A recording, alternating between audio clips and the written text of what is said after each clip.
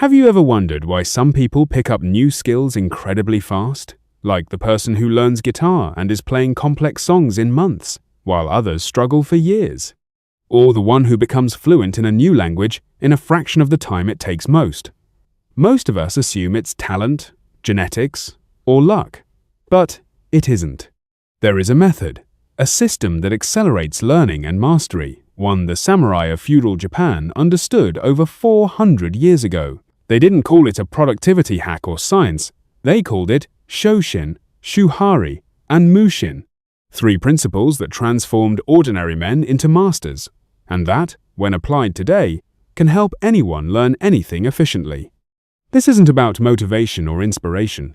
It's about a process that works, tested by generations of warriors, Zen monks, and artisans. Modern neuroscience confirms it too. Before diving deeper, think about this. What skill do you want to master in the next 6 months? Maybe it's programming, music, writing, or design. Keep that in mind, because this method can accelerate your path. The first principle is Shoshin, the beginner's mind. At first, it seems counterintuitive. Why would a beginner mindset help you learn faster? Shoshin is about emptying your mind of assumptions, letting go of ego, and truly starting fresh. The samurai believed the biggest barrier to learning isn't ignorance, it's thinking you already know. Imagine a young warrior arriving at a master's dojo, confident in his prior victories. The master tells him to forget everything he thinks he knows. Offended at first, the warrior obeys, relearning the basics from scratch: posture, balance, simple movements. Weeks turn into months, months into years, and eventually, he becomes a master. Why? Because he approached learning with a completely open mind. This is the same for us. Want to learn guitar? Don't skip fundamentals. Want to code? Don't assume prior knowledge covers new concepts. Beginners aren't ashamed to ask obvious questions. They don't skip steps. Neuroscience calls this optimized neuroplasticity. By fully engaging in learning without ego or shortcuts, the brain forms stronger, faster neural connections. Studies show people who believe they can always improve learn up to 40% faster. Shoshin isn't philosophy alone, it's science. Next is Shuhari, the progressive structure of learning.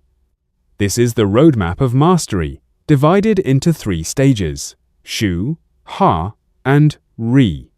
Shu means to obey and copy exactly. In this stage, you imitate a proven method without question. Samurai apprentices spent years copying their master's movements perfectly. Every step, every posture, repeated until ingrained.